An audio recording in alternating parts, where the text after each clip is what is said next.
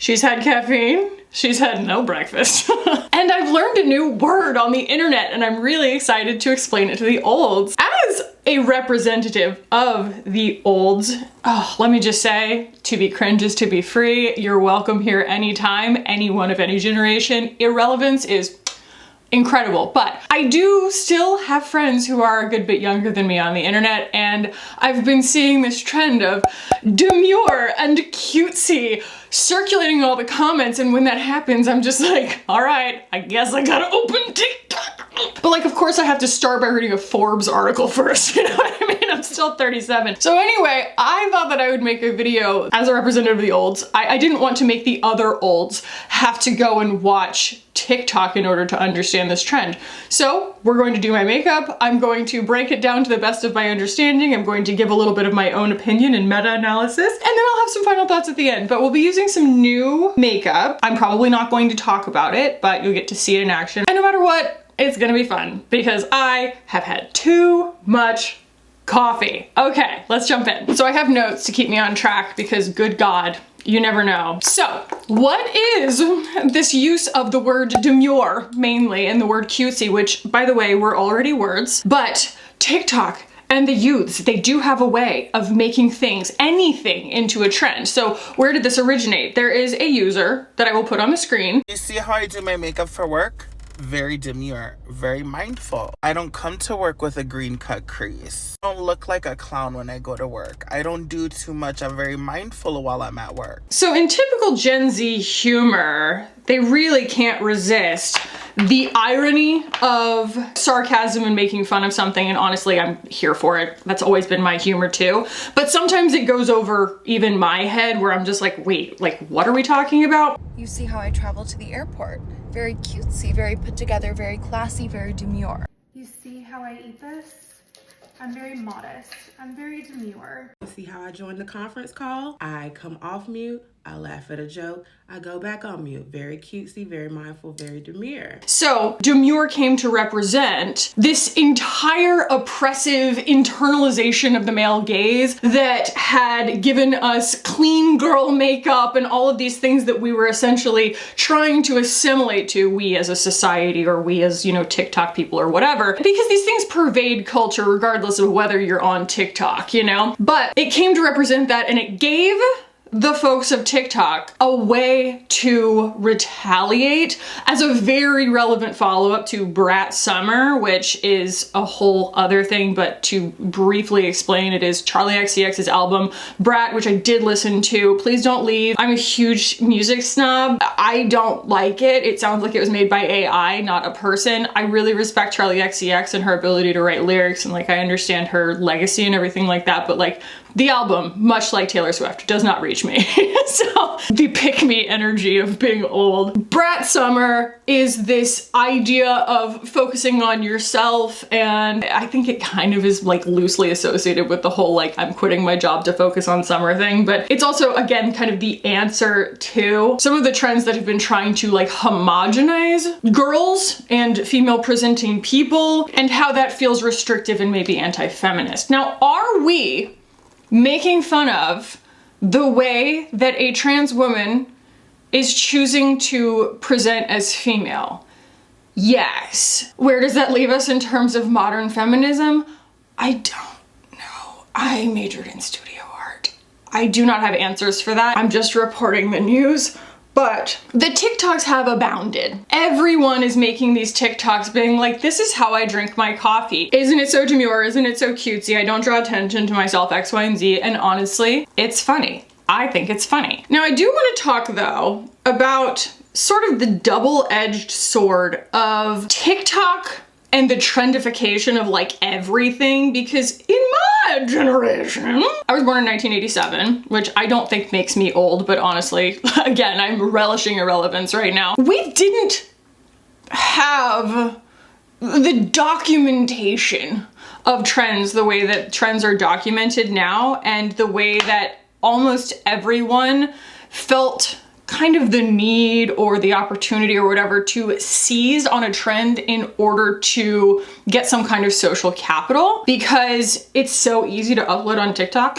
You know, you can just turn your phone on in good lighting in your car and become someone who has a lot of followers because you kind of jump on a trend at the right time, which I understand is very appealing and also possibly, you know, lucrative and a good investment. I mean, influence is a massive advantage, a huge like economy in the world we live in right now. And so I don't fault them for that, but I do want to say that like that phenomenon did not exist in my youth. We were in MySpace, we were in Facebook, but like Facebook was also people that you saw almost every day because it was just college, and then it just exploded. And now I'm still not even old enough to want to be on Facebook, okay? But all that to say, I feel like when all you have is a hammer, meaning you cannot make a trend out of a lack of a trend, you have to make a trend out of a trend.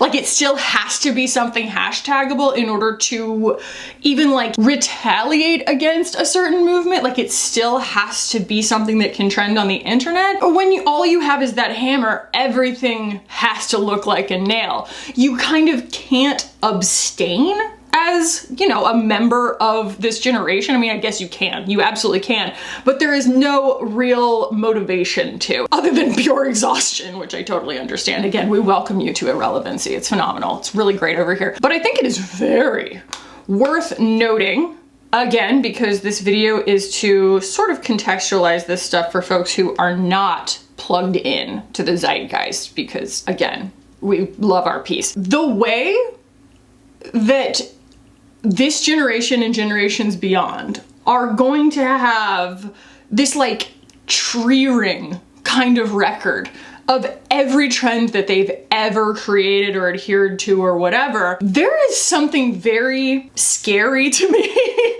about that kind of carbon dating. Again, it is always the creation of a trend in order to have something be relevant rather than abstaining from a trend. And I do wonder where, when someone decides to retaliate against this, because that's what it is this ping pong effect, right? It's just like everybody's kind of always trying to be subversive, but also it like goes in these waves of like, hey, you know, this is a way to assimilate and feel like I belong. And then this is like, I'm sick of this. Like, let's go completely in the opposite direction. Like, I'll be interested to see what the next one is.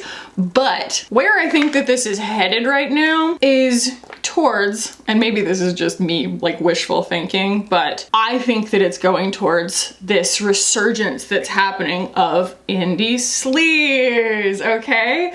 I have a video on this because I was in college starting in 2005 to 2009. This is the wrong tool for the job. And indie sleaze was very much my era. I know you can't tell now, but I used to be very cool. It was extremely stressful to be very cool in any era really, but in the indie sleaze era, yeah, I wouldn't say it was like a happy thing where I like realized in the moment like, wow, I'm really at the top of my game right now. It was like indie sleaze was so much effort, and a big part of it was being absolutely slammered all the time. And so I think that there are probably a lot of people who went to college with me who think that I was a mean girl, but it was really just that I was like blackout drunk every single night. And so I'd see them the next day and they'd be like, hey, it was great meeting you at that party last night. And I was like, who are you? But it wasn't because I was like trying to be too cool. It was because I literally didn't remember. So I hope that we don't retain that part of it in the resurgence, but you know, Lord knows what will happen. I'm sure they'll have their own spin on it. So how does indie sleaze sort of weigh in against the word, let's be honest, demure? Indie sleaze was very much a phenomenon of decadence. We were kind of enjoying this idea of having no responsibilities and like how luxurious it looked to be a party girl, essentially. So I mean, it was like the era that like was defined by the Olsen twins and Corey Kennedy and like, you know, Lindsay Lohan and stuff like that, like when we were all wearing the headbands around our bangs. And honestly, it was a fantastic time from what I remember. And it was also very about the music, which I also, like, I will include a playlist for all of the folks who are like, wow, Indie Sleaze is coming back, but like, you know, all I have is new music to listen to. I made you a playlist called Best College Radio, and it is all of the best indie sleaze music from that time period, but like also with a really snobby bent. Like, you're not gonna find Passion Pit on there, okay? Like, trust me, I exhaust myself. That age of decadence, it preceded the like economic fallout of 2008, but the idea was that like, we were retaliating not just against feminine standards and the idea of like how to act right and how to act polite and things like that, but also the idea of wanting to like work for a living and having some kind of track that your life was supposed to be on, or honestly having plans at all. Like, it was just this luxury of not having to think beyond the current moment. It was all just it was way existential. And it was very much built on irony, like especially the looks. I've seen these like really, I don't know, these TikToks trying to analyze that time period and the fashion of the time, and it's usually by kids who weren't even born at that time period. I'm not trying to, you can't control when you were born, but I guess what I'm saying is like, if I can help to contextualize it, it was not an effortless time. It was not a carefree time. It was a competition to see who could be the most legit, okay? And like, we had lookbook.nu. I did not partake in that because I was not one of the like girly, I wonder if you can even imagine that. I was not one of the very like girly indie sleaze dressers. I've always been quite, you know, boy, but it was all about what you showed up wearing to the show that night. I went to Florida State. We had a venue, like a free to students venue in the student union called the Club Down Under, and they got the best acts. I did not have to drive a car to get there. I didn't even have to go on a road to get there. I didn't live on campus, but I lived like just off campus, and I was like riding my little bike, you know? And so I could just go there and just like get drunk on beer and see Mates of State for free, you know? And then just wobble my way back home, you know, and then go to class the next morning. So it very much fit into the college student lifestyle, even though I was working full-time as a hairstylist, but nonetheless, like, I was still getting to very much like self-express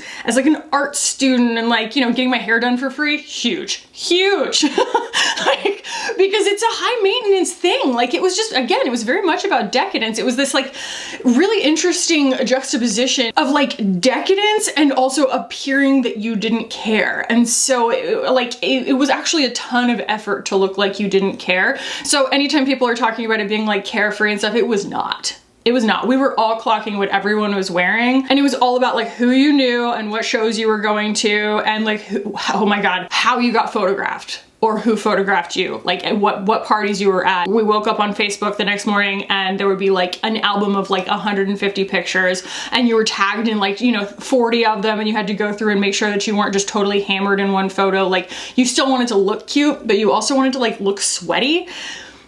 I am not saying that it made sense. We didn't realize we were defining an era at the time. I think that that's the weirdest thing about Gen Z and TikTok right now, is they have this acute self-awareness that they are always creating eras.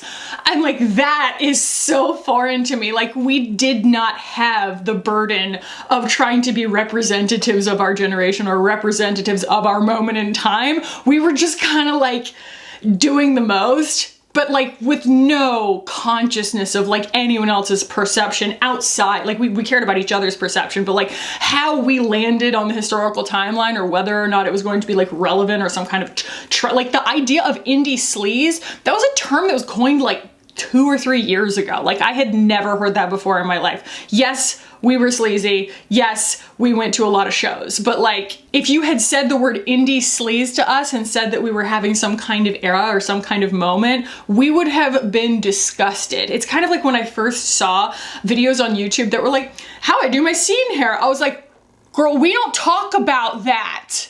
We don't use the word scene, okay? That's what people say about us.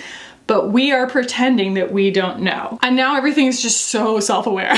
So self-aware, and it's so literal and deliberate and like hashtagable. And to me, it's so funny that like, you know, millennials and beyond are seen as so cringe because I'm like, you hashtagging every trend that you're following is the most cringe thing that like an indie sleaze kid could possibly think of at the time, if we were thinking about anything but ourselves, which we weren't. My feelings on indie sleaze after the fact though, like I'm very proud of what it was. I kind of don't want anyone to have to relive the kind of pain points of it again, just being messed up every single night and that being the vibe. Because like there was a really gross underbelly to it. I mean, even though American Apparel was my religion, I still know that like Dove Charney is not someone to like use as a role model in life. And certain photographers took advantage of their roles and things like that the same way that anything does, you know, when we're talking about like a very decadent, things moving very quickly and lots of substances. Like anytime it's fueled by that,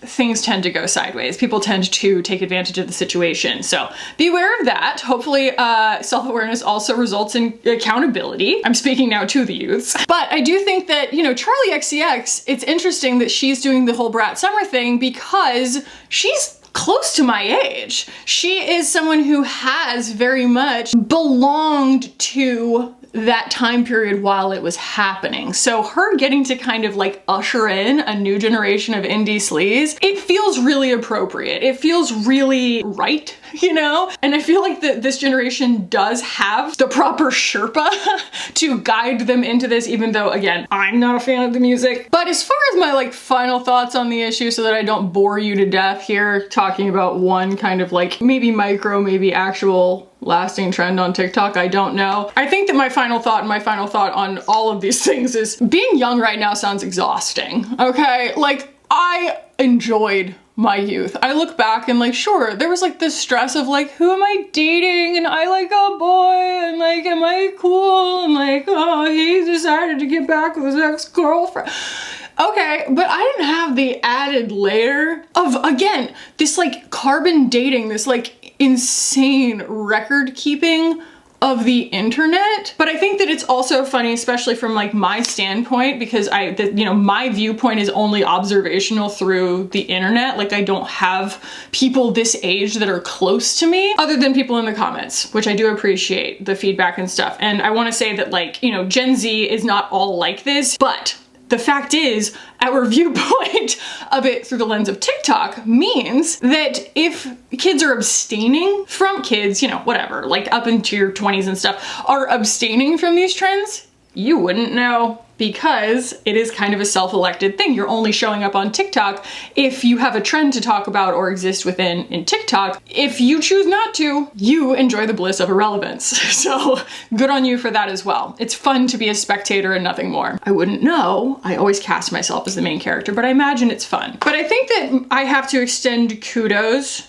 to the folks who are part of this generalized sentiment of wanting to not adhere to these trends that feel increasingly restrictive because of, again, this internalized male gaze or this internalized idea of like beauty standards and stuff, and retaliating against beauty standards is a beautiful thing. I just think that like understanding the amount of pressure and the microscope that this generation is under, like we have got to cut them some slack. We just did not have this many moving parts. Again, keeping records of our behavior on the internet. My God, if I had something other than like photos I was tagged in on Facebook, marking my actions and my moments and stuff, I can untag myself, I can take that stuff down, whatever. And I also, I mean, I intentionally kind of created this footprint online with my own name and everything to supplant maybe older things that I had put on the internet back in like the Tumblr days when I was an idiot, you know, and I hope we all look back 20 years ago and go, oh, I was an idiot. You know what I mean? You're supposed to be an idiot 20 years ago. But they have, whoa,